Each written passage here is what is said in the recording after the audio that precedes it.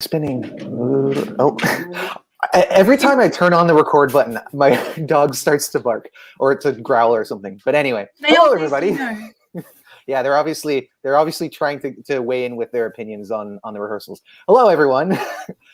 It's day 2 of rehearsals for Eurovision 2021. We're really excited to get to talk to you guys about these rehearsals, and we'd love to know what you guys think. First and foremost, hello Tavon, hello Jess. How are you guys? Hello, I'm good. I'm good, thank you.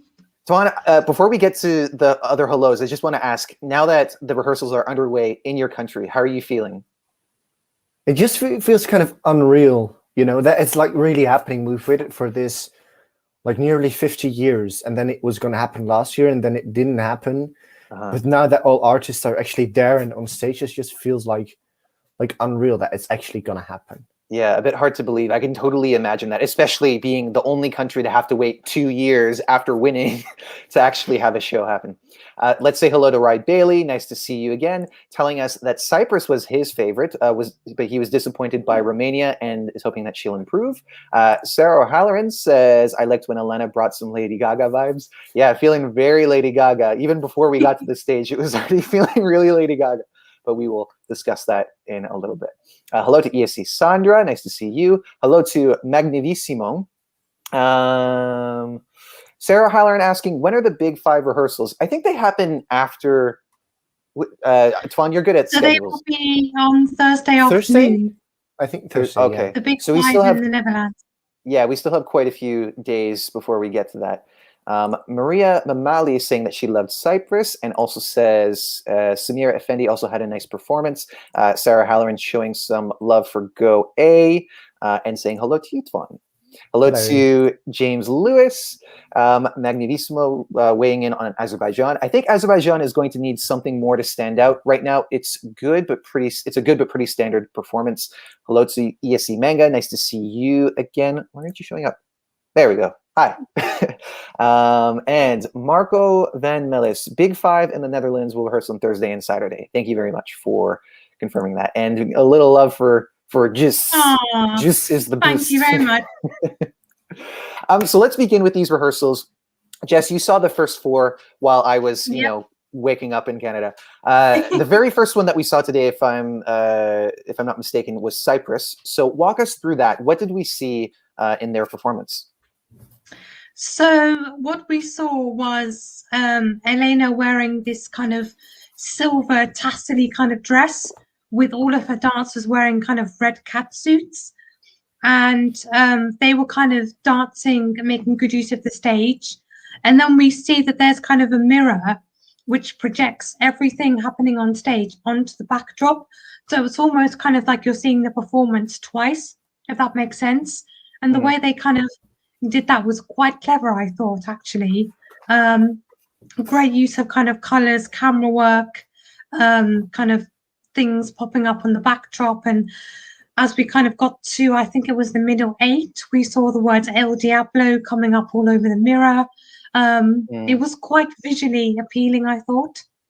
So is it like Sergei Lazarev's mirrors, where they were both not projection screens, but they were screens, and then they had a reflective side to it?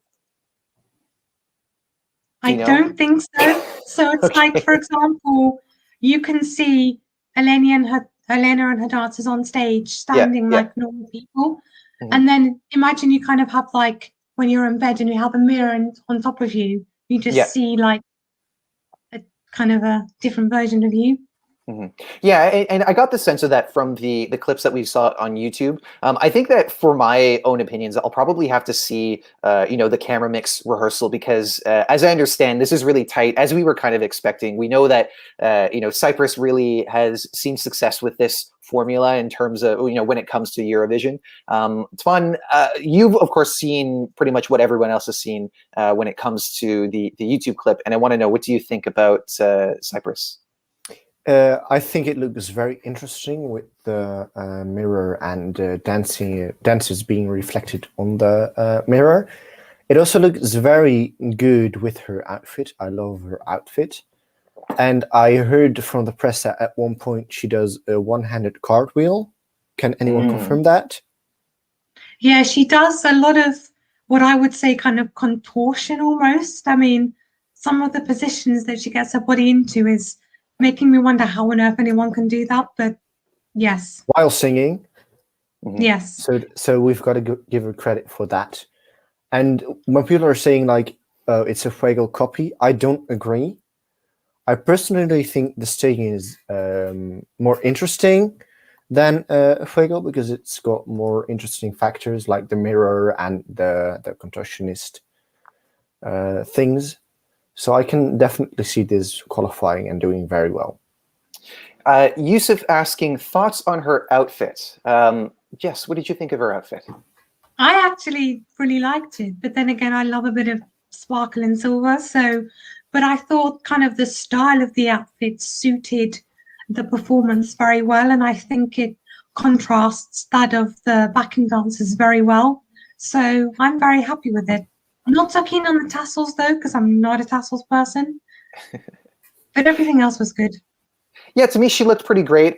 No problems, I would say. I'm also not really one that really, goes into the deep critiquing of wardrobe and whatnot. I know that for some people, that's like their specialty. They really like to dissect it and talk about what works and what doesn't. To me, she looks good. That's all I can say. And she's a very attractive woman. I think that she looks good in many different ways. So I don't. It's very hard for someone like that to not look good unless they're doing something that's way too extravagant.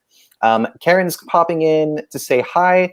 Really enjoyed the rehearsals today. Personal top 3 are Cyprus, Ukraine, and Malta. Definitely good choices, I would say, and we will get to some of those. And he's also saying, I don't agree that it's Fuego 3.0, even though it has hints of Fuego, but very different. I mean, and neither do I, because the song itself is not in that vibe. It has a very different groove to it.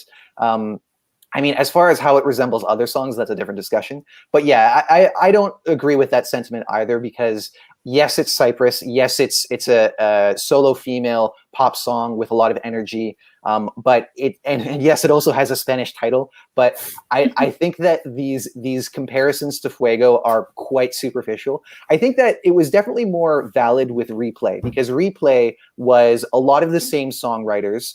It was a song that was given to an artist who was also potentially like she was offered Fuego and either declined it or Elena said first, whichever happened.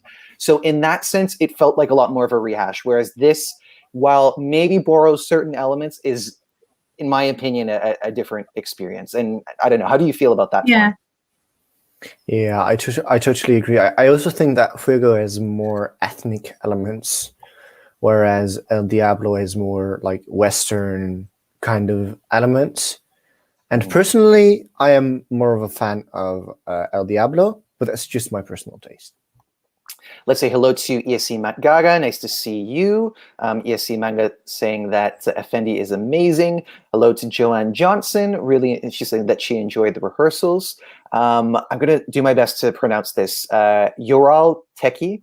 I loved Belgium. It was dark, but true to Hooverphonic, and Geika sounded great. I watched a little bit of the press conference, so I'm going to try and make sure that I get the proper pronunciation of her name. I believe it's Geika. Geika. Oh, okay. I guess I should have asked you, because you would know better. And we will get Sarah Halloran to Albina, but first we have to go from El Diablo to our fallen angel.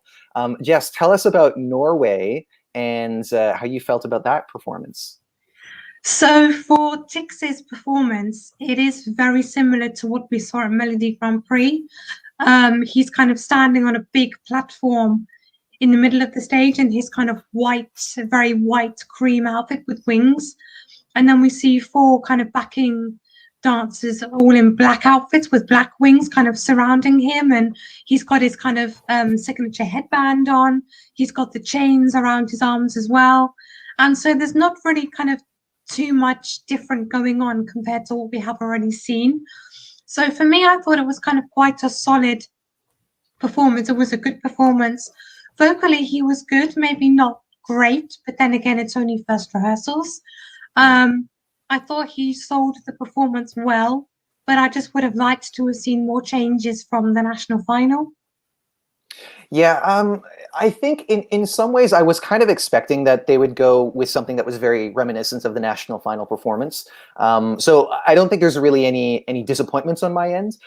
One thing that we were talking about yesterday was the music video that had come out, and how, in my opinion, it does a much better job at telling his personal story and relating it to the narrative of the song. And so I think that if they had found a way, like, it would have been very difficult, but if they had found a way to do that kind of storytelling on stage, that this would have a much bigger impact.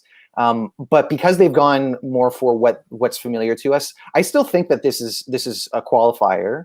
Mm, I know that there's some doubts. I think that it could definitely pull it off. Mostly for the fact that, like, it's a very memorable chorus. He sings it well, and as you said, like, maybe today he wasn't at his best, but that's how it is when it comes to first rehearsals, especially. And yeah, the fact that he's the only solo male performer in this half of the semifinal, and he's got this aesthetic that is hard to forget. So I think that the ingredients are there, certainly, to qualify. But obviously there's lots of other heavyweights in this. Before we get to those, though, let's talk to you, Tvan. How do you feel about Norway? Like, it's not much different from what we've already seen in the national final.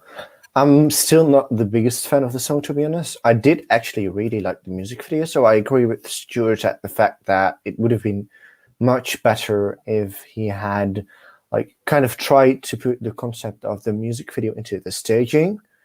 But I still think it's a decent performance. I don't dislike it, but I don't particularly like it either. Yeah, fair enough. And I also think that from the press point of view, and also from the fan point of view, because it's an aesthetic that we've already seen, there's less of a wow factor. So that's probably going to affect how people receive it. And we have to remember that the audience is going to be seeing this for the first time, and that they might like it a lot more than we do. Okay, so going back to El Diablo, Isi Macaga saying, I feel like if El Diablo came from a different country, no one would say it's Fuego 3.0. Yeah, I think you're definitely onto something, because again, it's a different groove. It's not even like, it's much faster. It's you wouldn't be able to blend these two songs together like easily. You'd have to do a lot of work. Thank you, Joe Rawl. Well, I guess it depends on if it's like the Dutch way of using the J, or if it's an English way. mm-hmm. And Karen's is saying this could be a surprise qualifier. So I assume you're talking about Norway. At the end of each run, Yeah, I noticed that too. He coughed? Yeah, he would just. Oh, okay. Oh, are you thinking because of coronavirus? But I mean, I'm not sure whether or not he was kind of actually coughing, or whether it was maybe his tics that were acting up. I wasn't sure. It's Jorel. It's a Canadian name. Oh, interesting. I've never heard of any Canadian names. Same on you, Not even, like, my name's not even Canadian. Well, anyway. So after Norway, we had Croatia. Jess, walk us through Croatia's performance. So in comparison to Norway, Croatia have almost kind of completely revamped their performance from what we saw at Dora. Kind of the choreography looks very different and looks almost kind of brand new to what we've seen before. The outfits that Albina and her dancers are wearing are very different. We've got this kind of silver and pink and purple sparkly thing kind of going on. It's almost kind of a bit 80s, a bit futuristic, and all of them on stage, they just kind of have so much energy and power on stage, and they make great use of, like, the big main stage, whilst you have these kind of pinks and purple colors kind of taking up the backdrop, and it makes for something that, in my opinion, is quite visually appealing to the viewer. Mm-hmm. Yeah, so this wasn't one that I got to see the camera mix for, but based on what I saw from the clip, it's reminiscent of the national final performance from the like, aesthetically, with the backdrop. They're using the same colors, the blue and pink, the bylighting, which I'm definitely a fan of. and we've got those same dancers dressed differently. So it seems like they're really pulling it off. Correct me if I'm wrong, but it seems like I don't know if it's for the whole performance or for a significant part of it, they're on the walkway with the translucent screen being used as a backdrop. Is that right? I don't actually remember seeing that. I mean, it's been way too early in the day since I've seen this. But I think at some point I can remember the Yes, you're supposed to be coming in with the facts. Come on. It's been a long day. But yeah, I think that did happen. I just don't remember exactly when in the performance it did. Okay, fair enough. I think I remember Albina saying that they are gonna do the whole performance on the runway with the translucent screen, but I'm not sure if that was the case this morning. Well, that's what it looked like in the clip, and that I think is actually pretty smart, because I don't think anyone else is doing that, and it's with a translucent background, it gives you a unique aesthetic, because you can do certain things from behind. I know that they don't have like a great deal of lights from behind, but it's a different arrangement, and it also it changes the depth, which when compared to the larger stage with larger LED screen, which I'm actually thinking sometimes makes some acts look smaller than what would be beneficial. But yeah, like I think that could actually be quite effective visually speaking. And obviously I'll have to see the camera angles for that at some point. What do you guys think about Croatia? I'll try and catch up to different comments, because I know that there's been observations made about everything except for what we're talking about.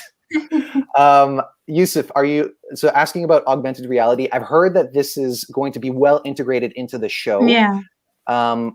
What that means, I'm not exactly sure. That might have more to do with the in-between parts. We know that for the postcards, they've constructed these homes that the artists had shot. I think they'd shot themselves in a studio in the homes with the fluorescent lights, and then they were placed onto these locations in the Netherlands. But I don't know, Spawn, have you heard any other specifics about how they're using augmented reality? No, I just think that the postcards are shot in like different landmarks in the Netherlands, as cities like Rotterdam, Amsterdam, etc. And the houses are placed there, and I think they're gonna put the artists in augmented reality into the houses. Cool. I gotta ask, what's this about? That's a friend of mine. Okay, I was thinking you brought your entourage into the live chat, which I'd totally be here for. What else are you saying? Okay, well, this applies to what we were talking about somewhat. Neil Era saying Marvin is doing better than Sasha thus far. I think we've only seen one Sasha Jean-Baptiste stage concept, which would be Malta, right? And we've seen two from Marvin Dietman. Isn't Ireland also Sasha Jean-Baptiste? No. Ireland are using the people who worked on Heroes by Mars. Okay. Yeah, and a good journalist would have had the name, but I guess I'm not a good journalist. So let's move on.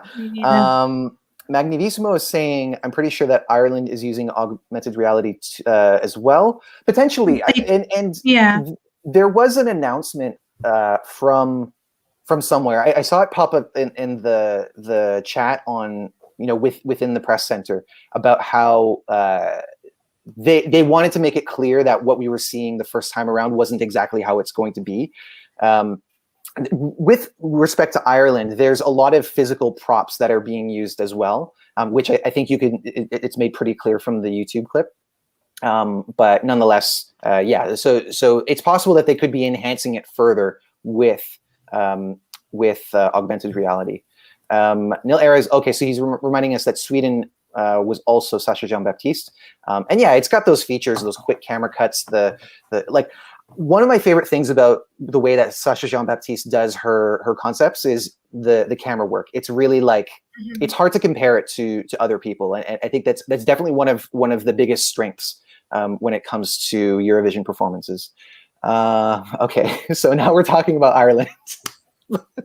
Okay, let's move on to Belgium. Okay, let me just make this clear to the live chat. We're going to talk about Belgium now, so please leave your comments about Belgium. Somebody mentioned earlier that this is the same staging director of Calm After the Storm, which makes me feel really confident in this because I can see that. I think that's my favorite. Maybe it's not my favorite stage concept, but it's up there. I love that performance to death. So Jess, walk us through The Wrong Place and Heike's performance in this. So we see Heike standing in the middle of the stage, and in a way she's almost like the center of attention. We have all the other band members and their instruments kind of surrounding her, and then there's one backing vocalist joining them as well. And each of the other members of the band have their own little kind of platforms, and then their instruments or themselves are just kind of placed on these strategically around her.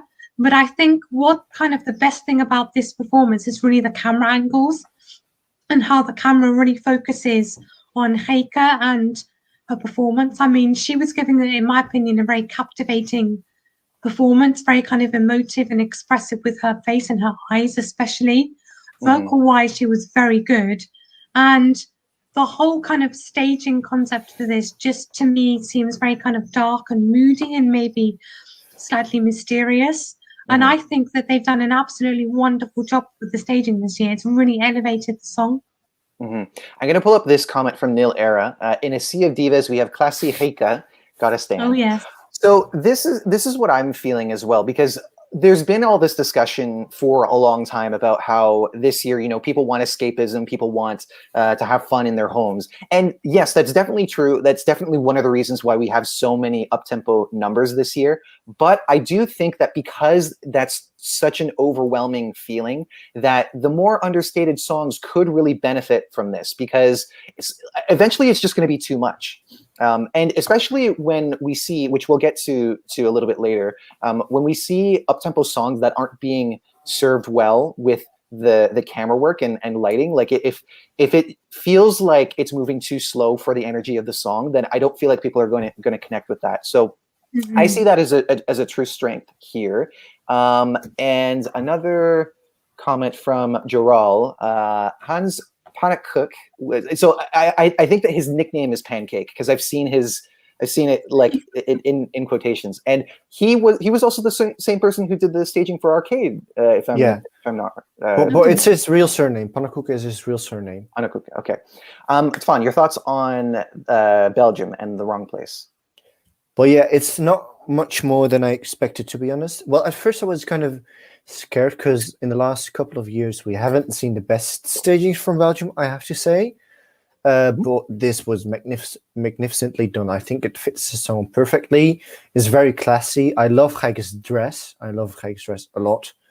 I love that there's instruments on stage, but I do feel like they should be like split out a bit more because it feels a bit cramped. Yeah, they're not social distancing. Well, fortunately, everybody's being tested, so at least among themselves, that shouldn't be a problem. I did get that impression as well, and Jess, by the sounds of it, because you've seen the camera mix, you would say that the camera work conveys that as well, because sometimes it's just like a specific angle that makes people look crowded, but you would say that on the stage they're all quite close together. It looks like they are, fairly close together. Because, I mean, apart from just kind of focusing on Heike, they also kind of pan around and the camera moves around to see the backing vocalist, the pianist, for example. So they make good use of the camera work they have. Karen's saying, this is amazing. Biggest grower of the day. I really love the staging and what they're trying to bring us. Vocally, Heike is amazing. See, I got it now, right? You did. Wonderful. And Magnivissimo is asking, since you saw the whole rehearsal, is there a severed head on stage? I highly doubt it. I mean, there's not a severed head from what I can remember, but towards the end of the performance, on the kind of the backdrop, we do see Heike's face kind of singing along as she's singing on the backdrop. So maybe that could be the severed head you're thinking of. The metaphorical severed head. Yes. Grid Skipper saying, Belgium wasn't really on my radar much, but I think this might be one of the ones that the staging really elevated for me. Fits the mood perfectly.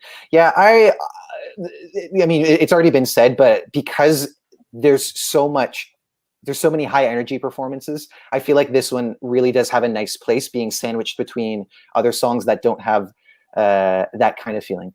I was thinking, is Romania next, but it's actually Israel, because I think that it might be.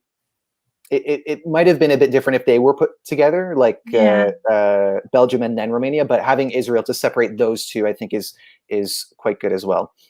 So let's move on to Israel. And this was one that I saw in full. So I'll begin with my thoughts. Lots happening.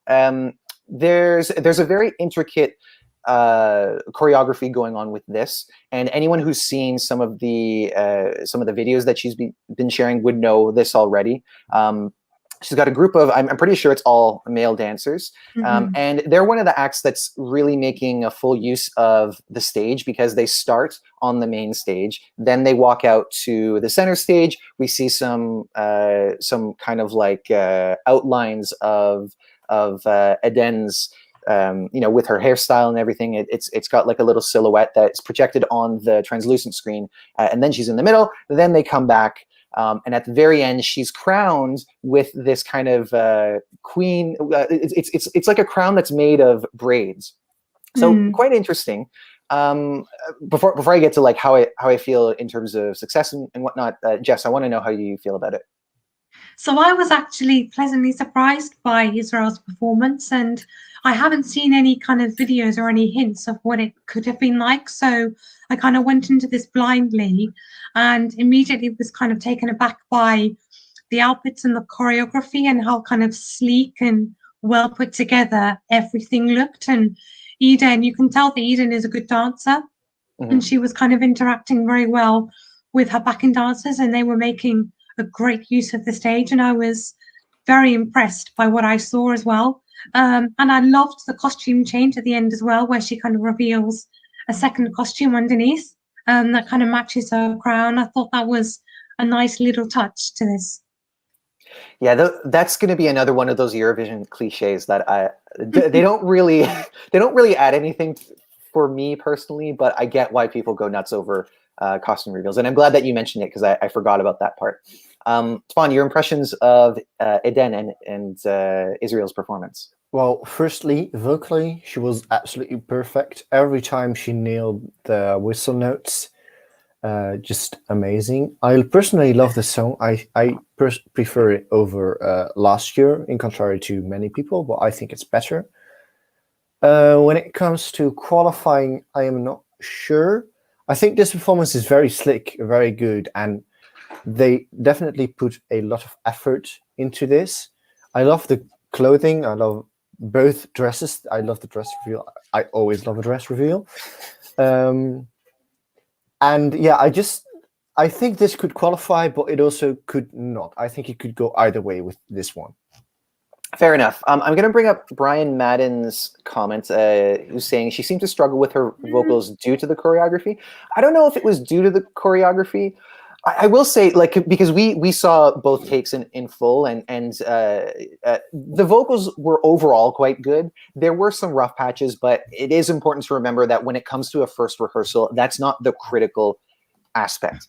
And I do really commend her for going for the whistle notes as well, because she didn't necessarily have to. And we know that, like, for example, yesterday we saw that Vasil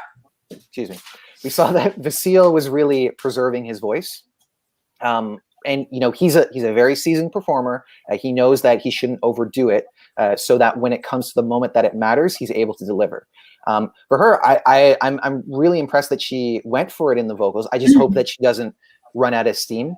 But I don't know. She's very talented, and I think that's the thing that I've always really liked about her. And Nil Era is bringing this up as well.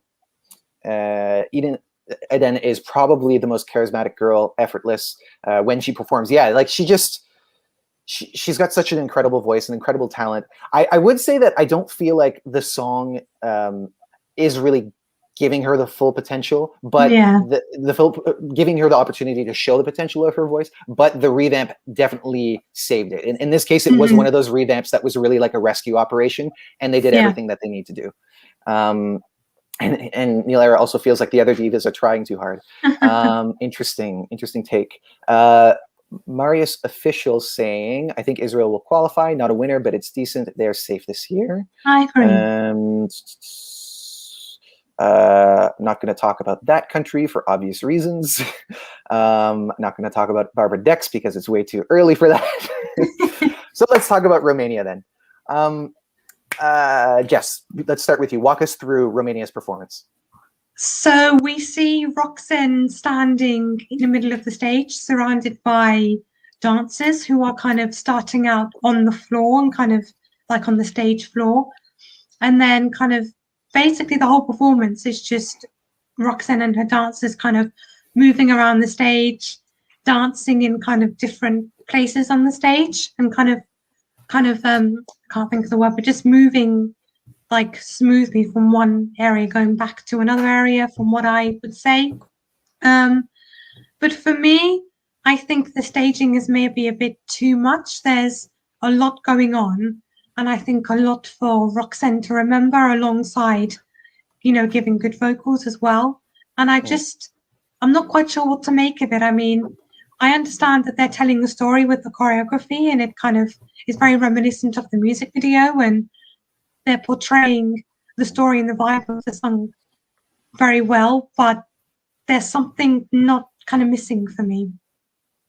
Fair enough. A lot of the visuals here, especially specific to the choreography, is borrowed from the music video, and also her outfit as well. It's one of those like I don't know how you would call that, like casual chic, gym chic or something, because it's like sweats, yeah, but like nice sweats, you know, kind of fashionable sweats. Yeah. So one thing that was quite clear to me is the fact that because, you know, like all other artists, she's getting used to the stage, and there was a lot of movement. Like Israel, this performance also has a lot of movement, starting on the main stage, walking out to the center stage, and then coming back. In my opinion, it's a bit too much. And the other thing too is that I felt like, in terms of colors, in terms of lighting, it doesn't have the darkness that I think this song really demands. And yeah, I mean, there's a lot of things to discuss here. I think that there's a great idea here. And I believe that since the moment we saw the music video, and I think the song really tells a powerful message. Whether or not they're doing that effectively is the question for me. Fawn, what are your impressions on Romania? What Brian said about Israel earlier, that she seemed to struggle a bit with her vocals due to the choreography, I would say that applies to Romania quite a lot, because from what I heard, her vocals weren't the best. Well, I can imagine that she was holding back a bit, but the vocals weren't really there for me. I hope she will improve before the semi-final, which I personally think she will, because she's got quite a lot of time to do that. Performance-wise, from what we've seen, it looked very good. I just hope that she's not moving as much, because I think that really impacts her vocals. I think if she would move a little bit less, her vocals would be much better, and the performance would be better, in my opinion. I think it's a shame that had they organized the whole performance around the walkway, like Croatia apparently is doing, I think that would have helped like tone down the movement a bit, and maybe make things a little bit simpler. Of course, Croatia is also doing that, so maybe for Croatia's purposes, it's good that they're not doing that exactly. Nonetheless, and you mentioned the vocals as well, and I think that ROXEN's vocals were always one of these critical things for people. We saw great performances in the pre-parties and all the things that we were seeing leading up to the rehearsals. But whether or not she's able to do that again on stage, I understand why people are concerned about that. There's lots of time to improve, though. So I don't think that should be the make or break point when it comes to qualifications. But there are, as we've discussed, there are a lot of things that are potentially holding Romania back. Brian Madden saying, ROXEN's selling point is the tone of her voice. It didn't come across in the rehearsals. Neil Aris saying, I feel Romania made a mistake. I don't know. Music video performance hardly work. Just focus on a live performance. I think it depends. It takes a lot of skill to be able to rework something that works for a music video on stage. because yeah, like you have a lot of luxuries when you're able to do everything pre-recorded, and doing it live is difficult. But we've seen lots of really great executed performances that are like music videos. Yeah, I agree. I think there's definitely a lot of performances that are amazing. Like in Junior Eurovision 2017, there was Russia, which was like the music video, which was amazingly done. But I think there's also quite a lot of examples of stagings like the music video that just didn't really work. So it can go either way with me. And you had something to add to that as well, Jess? I mean, I think Romania have a very good idea with their staging. They just haven't quite executed it in the best way. And you know, this point that Marius is making as well, like first rehearsals matter because you see the meat and bones of a concept, and you know that like they're not going to rework the whole thing because it's far too late to do that.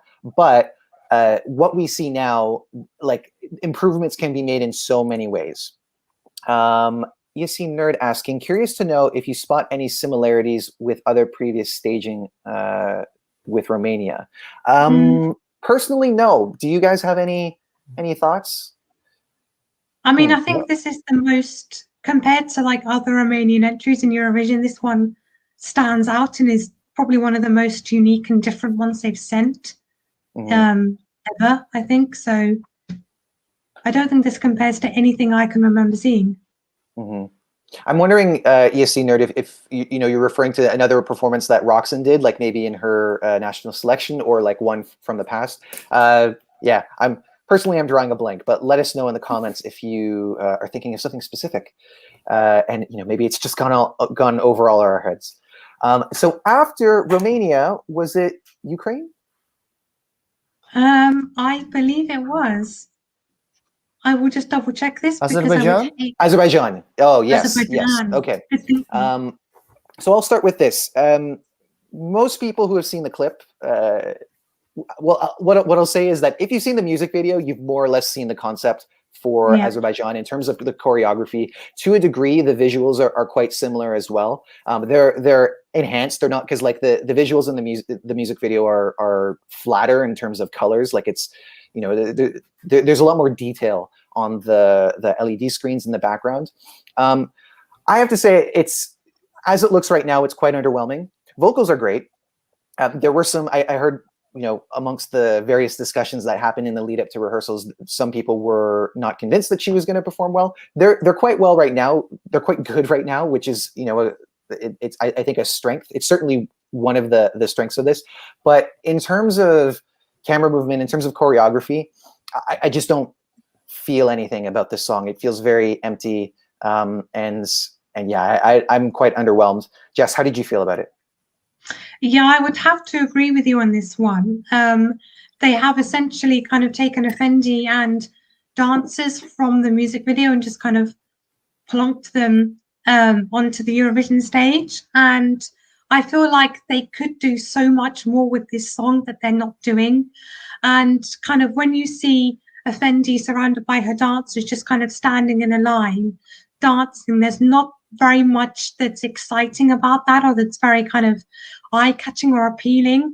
And you've got this whole stage around them that's empty with nothing happening. And I just wish that more would happen with them, or there would be more kind of things happening on the backdrop, maybe perhaps some pyro, some fire, which I think we might be getting actually. But vocally she was very, very good, but kind of in terms of choreo was a bit kind of bland, I would say.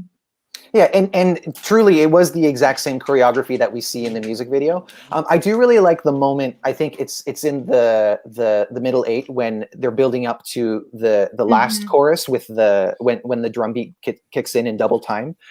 So yeah, that moment when the arms are spreading out, that looks great. I think that's cool. Awesome. However, that happens much too late in the song for me to really care. to be honest, Tavon, how do you feel about it? I think from what I've seen, I've got to agree with you both. Even though I absolutely love the gold, I'm all for the gold colors. It just feels like that Efendi is not really a natural dancer. It kind of feels like really stiff. Even though it's still good and her vocals are amazing. I don't doubt that one bit. But I don't know if it's gonna qualify. I don't know. We'll have to wait and see. Yeah. I'll get to the entry that comes after this, but let's get to some of the comments. So firstly, let's go back to ESC Nerd. Comparing Romania's staging with other entries from any country, it's giving me a vibe of something else that I can't quite put my finger on. I don't know if you're being a little facetious, but the thing that jumped out at me is the fact that coming right after Israel and having that same movement of we start on the main stage, then in the second verse we move to the middle stage, and then we come back to the main stage for the end.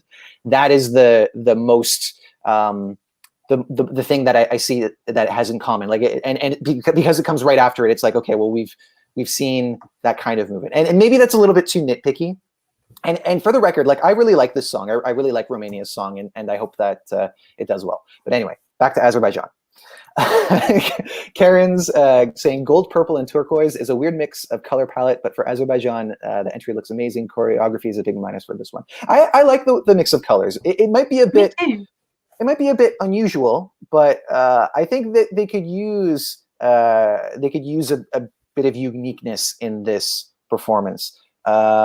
H World is saying backup dancers' costumes are too extra for Efendi to stand out. She blends in with them and not in a good way. I think they're all kind of similarly dressed, aren't they? Yeah, I mean, they're all pretty much the same color, just kind of slightly different styles. Mm-hmm. Brian Madden saying she's like Dua Lipa when it comes to dancing. Now look, I'm not like a huge Dua Lipa fan or anything, but I know that this was like one of the things that people mentioned a lot. And I've seen a lot of compilations. She's improved, okay? Leave Dua Lipa alone. I'm so sorry, I don't know how to say her name. Kalga. Yes, I agree that the costumes look too similar. Efendi does not stand out visually.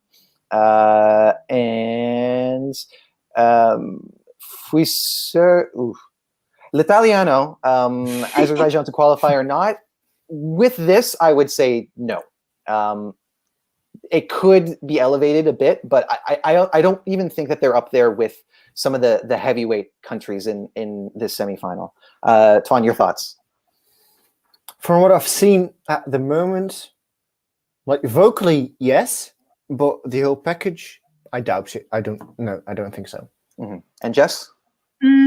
Before rehearsals, I had this as a short qualifier, possibly even top 10 in the final.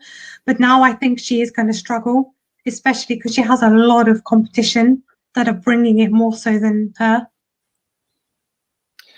Okay, and now let's move on to what comes after this. Yay! And so the reason why I mention why I'm kind of emphasizing what comes after Azerbaijan is that it picks things up where it feels like things really dropped off, because Ukraine is bringing a lot. They're bringing so much. It's actually like I say this as someone who really loves this entry. This is my favorite entry of the year. It's a little bit too much for my taste, but I think that it works in a Eurovision sense. Jess, walk us through Ukraine's staging. So the best way that I could describe this is that Goa are in like a forest, having a rave in a forest on a stage in an arena. I mean, they kind of got this big platform, which is white, and you've got these, I would presume, maybe kind of wooden or plastic kind of trees and plants that kind of surround them and the keyboard they have. And then right in the middle is Katerina with a black outfit and kind of like furry or fluffy green something around her neck or her sleeves that kind of is very visually standing out. And then you've got this kind of backdrop full of all these really bright flashing colors and all these intricate kind of patterns. And just the whole mix of everything together just makes for something that's, in my opinion, very incredible and just something that you can't take your eyes off of. Like, I mean, I never would have guessed they would have ever come up with something like this. It's truly quite a masterpiece, in my opinion. Mm-hmm. Yeah. It's eye-catching. I think that I like what you said about the fact that it's hard to look away because it really draws you in. I think a lot of that also has to do with Kate. She just has such a such a striking look, and you know, the way that she's dressed, the way that she looks into the camera, the way that everything is kind of positioned around her, I really find that a truly engaging element of this performance. I will say that my favorite moments, and probably it will be the same for a lot of people, is when we get that final. I don't know if you'd call it a chorus because this song is structured in a different way, but basically the end when things are going really fast for the first time, and then there's constantly building up. There's something about the way that they like lean forward and they're really laying into it that I love. They're also joined by two dancers that have these circular lights. Not for me, not like a critical element of it. I feel like they could do without the dancers, but maybe it's, you know, it doesn't ruin the performance for me. I'm seeing the Wi-Fi signal in my corner. Am I still seen and heard well enough? You are. You're a bit kind of pixelated, but you're good. Okay, it's disappeared, so hopefully it will improve. Tvan, your thoughts on Ukraine? Love, love, love. I already love this song a lot, and even with this staging, it's just only gotten higher for me because this staging is absolutely amazing. From what I've seen so far, they're like in. I love the big stage prop that they are like performing on, like that's their stage. I love what Kate is wearing. I absolutely love that. I love the color. I love that it jumps out at you from like the white background. Kate really jumps out of you. Her vocals perfect every time. I just love her, and yeah, I just really think that this could get top 10 in the final. I really think so. I would so love that because I'm such a fan of this song. I want to like campaign for more electronic music to come to Eurovision, especially because I know how many people really live for you know, music that show ethnic elements, as they say. And in the case of Goe, I really like that for them. It's so authentic. It defines all of their music, and there's always a real intention to incorporate, you know, songs from certain regions or to tap into certain elements of folklore. And for those reasons, like I really, really love this. I feel more confident now about their qualification potential. And I was a bit concerned because I know that this is not everyone's cup of tea. I do think that it's not necessarily safe, but it's the kind of risk that I want to see, and I'm living for it. I've also got to say that I think this is definitely a very positive surprise, because last year in the national final, it was kind of stripped back. It was like just them with backing vocalists standing on stage and a bit like dancing like this. It wasn't really much, but this is really like a performance. It's like a really solid, I would even say top 10 worthy performance. And Brian Madden agrees with you. He's saying that if everything goes to plan, it will be top 10 overall. Sarah Halloran saying, Shum makes me dance all night long. Magnivissimo saying, Shum is a complete rave in the woods, and that's a vibe badly needed this year. Fair enough. I hope this is not still the case, according to Jural, having twice the number of pixels. Is that the... Oh, okay. Sorry, I misunderstood. I thought I was twice as pixely.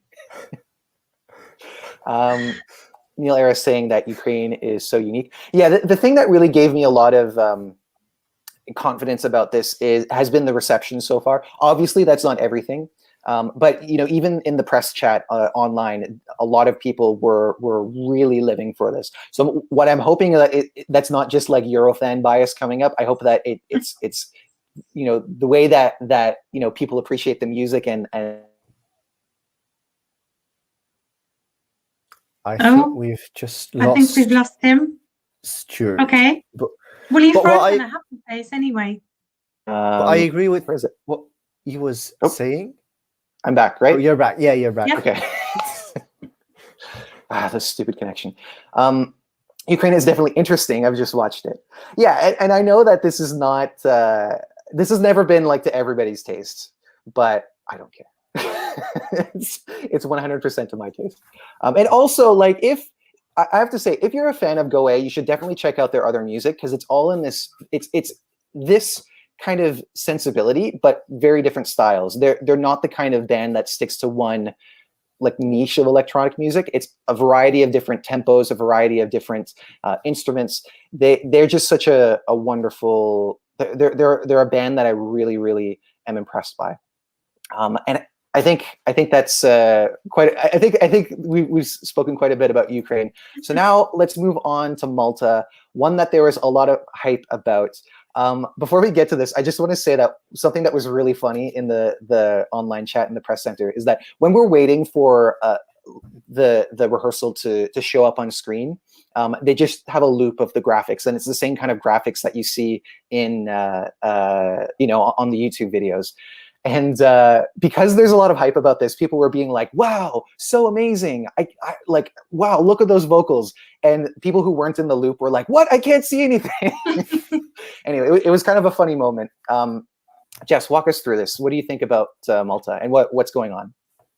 So we see kind of Destiny in, imagine kind of 90s, 20s flapper girl type of outfit, and it's bright pink, along with her dancers wearing the same.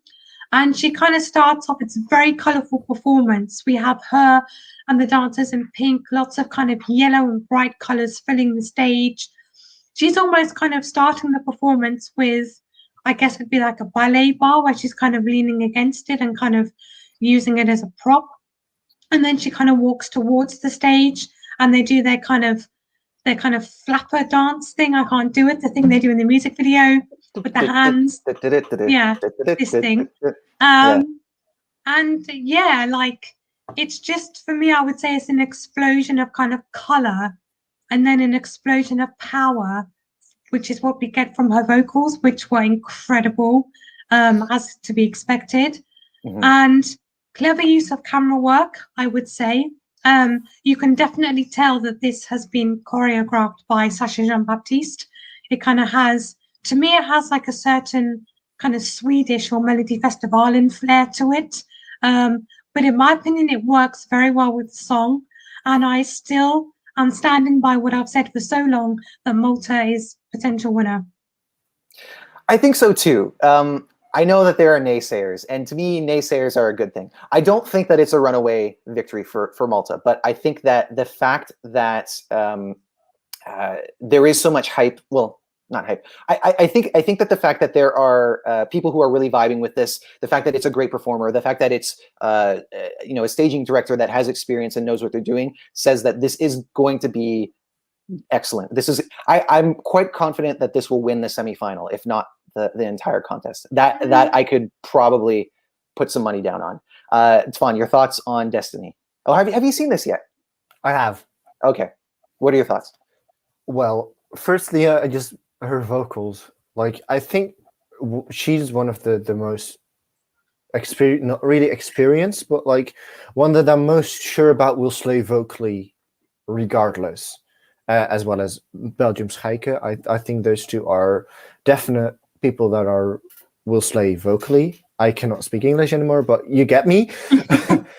As the performance goes, it's simple in a way, but it works. It's elegant. I love her outfit, and you can, as Jess said, you can definitely see it's been choreographed by Swedish people. Like, it's really got that Swedish vibe to it, but it works. And I think this is definitely top 3 potential, even winner potential. Yeah. When talking about the visuals, it has that Melfest look. And of course, Sasha Jean-Baptiste has also done stages for Melfest on many occasions. And I think, like, well, I won't go into details because obviously I don't know those details. But I would see it as kind of like the best possible combination of One Touch Kariatu this year plus Chameleon Malta 2019. Of course, Chameleon had all sorts of different imagery going on, and I don't mean it in that sense. And also, like, this has a more refined color palette where it's like the bright hot pink, touches of purple. Yeah, it looks great. She sounds great. I definitely see this as a contender. Sarah Halloran saying support for Destiny. And Michael Forrest, thank you for your compliments. I'm always keen to perform for you guys. And yeah, Karen's, so this is, more or less what I was saying. At first, it reminded me of Michaela Malta 2019 with simple, vibrant colors. I don't know what that means. And I do want to bring up this thing. Sorry, I just lost it. Brian Madden saying Malta will win the jury vote. They've always struggled with the televote. That's been the case of the last few years. Has there been a specific reason for that? I don't think so. I think that's just, it could very well be a coincidence. And the fact that I don't think that they've sent a song that really had winner vibes in the last few years. But I think this song and performance could be the one to turn around the televoters for Malta. If it's going to be anyone, it's going to be Destiny. And I think she is going to pull in those votes that they never normally get. Yeah, so I understand why people say this, because it's one of those repeating patterns that we see. But I would like to believe that when you have, a great performer, I know that not everybody likes the song, but I think that it's pretty solid, and she sells it, which is really the important aspect of it for me. So yeah, I would like to believe that this could get a good televote result. Maybe not the winner, but I don't think that what's happened in the previous years really matters here. Your thoughts on that, Svon? Like in 25, Malta got second place with only televote. So I think in certain years, the televote's definitely on Malta's side. And I think this will also be one of the years. I think the televoting will absolutely love this. Like, it's really catchy. Like, you hear it and it immediately gets stuck in your head. And Destiny, like, she just sells the song amazingly. And her energy and her vibe and her on your TV or on your screen or whatever will just make you want to vote for her. So I think that's the strength of Malta this year. Definitely. There's really a lot of potential here. Let's go to Magaragimli. Okay. This person would like to know, which performance did we like the most? Starting with you, Twan, who is your favorite from today? From today, Ukraine. Okay. And Jess? Also Ukraine. All right. For me, it's probably Malta, which makes me feel like I'm kind of cheating on my favorite song. But I did really like Ukraine as well. H-World, when speaking about Malta, is saying they've chosen the wrong shade of pink. They should have considered her skin tone. I don't know. I think it looks great. I don't think it really matters. I mean, for me, all that matters is she looks amazing on stage. Tana saying, ooh, that's not Tana. Oh, no, that is Tana. Sometimes when I click a button, things shift down immediately. I was saying if Cyprus wins, next time they'll slaughter someone on stage. Like referencing the referencing the El Diablo aspect, or referencing Belgium. Do we see Cyprus as a winner? No. I don't think so, but it could potentially have the Fuego effect. But I doubt it, no. Yeah, I could see it having a similar success to Switzerland 2019, Lukahani. Yeah. Amrifki saying Malta, they should have done something similar to that of the music video. I understand why there's an expectation for that, because that's the first time that we get a sense of like what are the creative decisions being made around the images. But I don't know. I think, because we were talking earlier as well, how sometimes it's very difficult to translate the aesthetic from a music video on stage. So I don't know. To me, I will say that there are areas of the screen that I feel are a bit empty with Malta's staging, but all that can be improved. They can change the vocal length, the focal length, so that the images are tighter. They could potentially, one thing that they did that I'm not necessarily a fan of is they used the sparkle curtain in the background at the very end. So but that's kind of nitpicking. I don't think that would necessarily ruin their chances. ESC Nerd saying 2020 Destiny arrived as a girl, in 2021 she has grown into a woman. Yes. So much growth for Destiny, and I can't wait. Yeah, I mean, there's always been a lot of hype and expectations when it's come to Destiny. I would say that regardless of what happens, she is living up to that. At least she has not necessarily let people down on her end, whether or not you're crazy about the song. In my case, I think it's a great song. Not my favorite, but it's pretty good. Nil Era asking, who do you think is a dark horse for semifinal one? You first, Vaughn. Well, I've been saying this the entire time, but I think it's going to be Slovenia for a couple of reasons. The staging, like, she surprised everyone. I personally, she's my winner, and I expected her just to be alone on stage while she's alone, but I expected her to be alone on stage, just sing the song very simple. But, well, even though this is simple, there's more going on than I was thinking, and she's making use of the translucent screen with like different landscapes, and she's having the universe around her. And second of all, I think it's going to be a very big jury pleaser, even potentially jury winner or jury top 3 in the semifinal. Mm-hmm. And for that reason, I think she is a safe qualifier, I would say. Okay, and Jess, who do you think is the dark horse in semifinal one? So I can't decide between Slovenia and Belgium.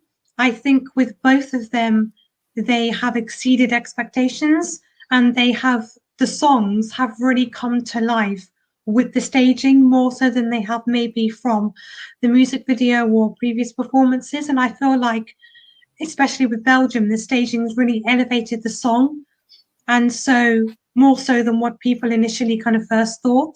Mm-hmm. So for me, Slovenia and Belgium, I think, are sure qualifiers, whereas before they were kind of, I would say, borderline.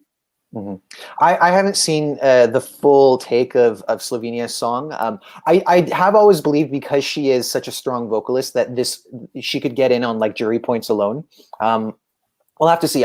Between those two songs, I would place my bets on Belgium for being the dark horse, and I feel really quite happy about that, because when Hooverphonic was the very first act that was announced for 2020, so in a sense there's been a lot of build up to also the fact that Belgium has missed the final for the last few years, 2018 and 2019, so we know that people really want to see Belgium back in, and I think that they're at least taking the right steps.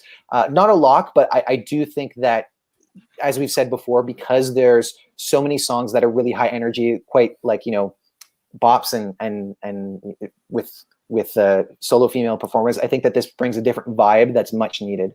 Magnivissimo is adding, we won't stay on for too much longer, but he's asking, do you think the running order does justice with all the entries in this semifinal? For the most part, I would say yes, but Tvan, you disagree. Well, there's one in particular that I think will suffer quite a lot, and that is Norway, because it's in between two very strong entries, which are Cyprus and Croatia. I think it might not work in his favor, but then it could also go the way that it will work in his favor, because it's so different. But I don't know, it could go either way, but I think it will not work in his favor. Okay, and Jess, how do you feel overall about the running order? I think I'd have to agree with you, Stuart, that I think for pretty much all of the songs, the way they've been kind of ordered, I think works well. We don't have kind of too many ballads in a row or too many pop songs in a row. They've taken the styles and kind of placed them accordingly, in my opinion. So I'm happy with it, and I don't think any country is going to suffer so much because of it. Mm-hmm. The one country that I'm maybe a bit concerned about, which there are other reasons to be concerned, would be Australia. I feel like their chances might have been made better by being slightly later, but obviously, like they're going to stand out because they're in a different studio. This is one that nobody has seen the full take of, because in the press room we saw the exact same clip that we saw on YouTube. So there are lots of questions about this, and I said yesterday that maybe this is the right way to do it, because you haven't spoiled anything. So yeah, I have my fingers crossed, mostly because I love what Australia brings to Eurovision, and I really like Montaigne as an artist. She's just so unique in her approach and her sensibilities. Danny Al asking, after all rehearsals, who do you think will not qualify? For me, I think Norway's in danger, just because I feel like it doesn't the staging stands out, but the song maybe doesn't stand out amongst its competition. But as for all the other countries from this semi, I think all of them potentially have the chance to qualify. Yeah. I would say I'm. Oh, sorry. Go ahead. Yeah. No, go on. I would say I'm most worried about North Macedonia, Romania, and Azerbaijan. Those would be I feel like one of those could make it through, but probably not all three. Yeah, I'm partly going to agree with Stuart. I'm kind of worried about North Macedonia, even though I think he'll do pretty well with juries. I don't think he'll do well with televote. I'm also pretty worried about Azerbaijan. I really doubt their qualification this year. Yeah. All right. I think we'll leave it there. Thank you guys so much for joining us. We'll be back tomorrow after the rehearsals to discuss more, and we'll also be checking in with you later on this evening. We have Andy, Jess. Sorry, not Jess. Jess is right here. We have Andy, Clara, and Tommy on the ground at Ahoy in Rotterdam, and they're going to be doing interviews. They're going to be talking to as many people as possible. And at the end of the day, we're going to do another live video where you can join in our discussion. And who knows? Maybe they have very different thoughts from us on who's going to be qualifying. So we'd love for you guys to join us then. But if not, we'd love for you to subscribe to Eurovoxx. Come for all of our videos because we're going to be doing interviews, discussing further entries, and we'd love to know what you guys think about Eurovision this year. And until next time, we'll see you on the next video. Take care, guys.